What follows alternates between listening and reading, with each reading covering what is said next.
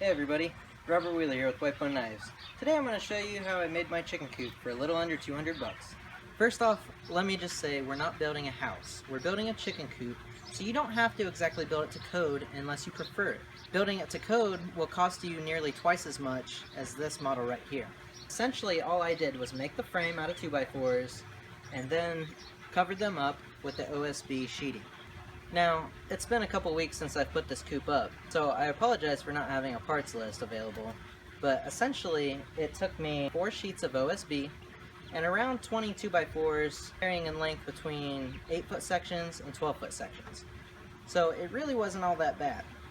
The only thing extra that you had to buy is the roof and the nails and the roofing screws. The window I actually already had, so I saved some money there. Here we can see the main coop.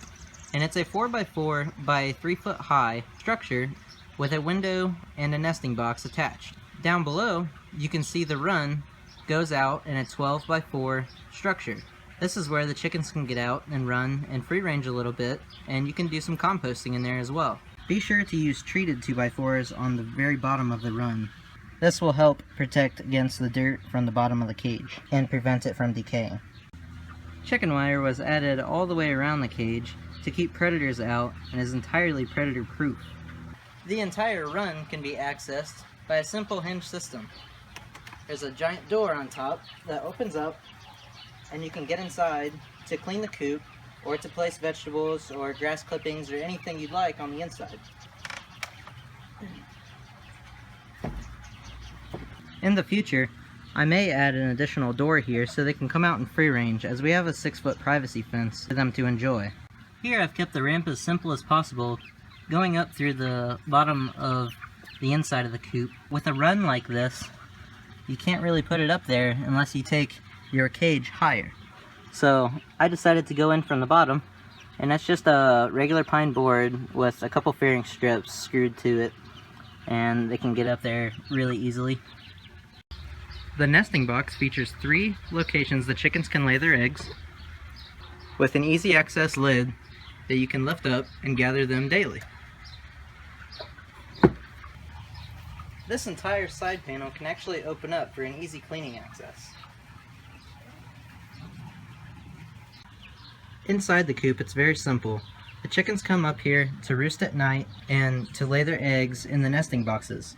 I've blocked this off for now, so they can't get in there and defecate in the areas or make it untidy. I will open this up when they're ready to lay their eggs and they can get in there and do their business. But for now, we're training them to stay out of it.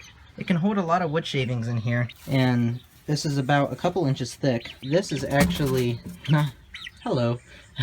This is actually not permanent bar right here.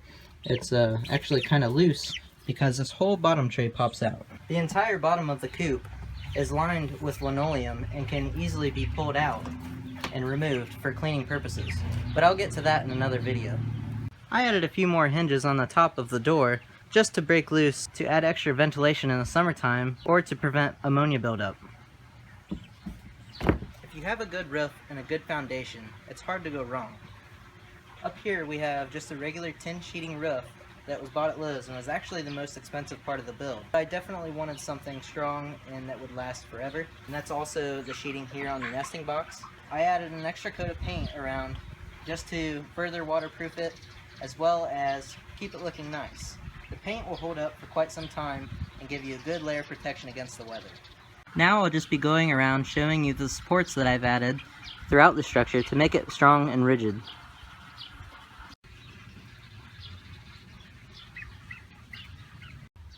All the boards on the inside are double blocked for extra strength.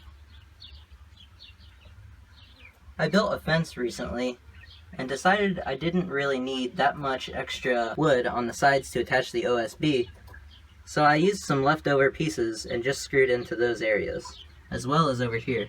They don't come up all the way, but that's okay. It's a chicken coop, not a house. I have a feeder and water here, but I'll get those in a different video.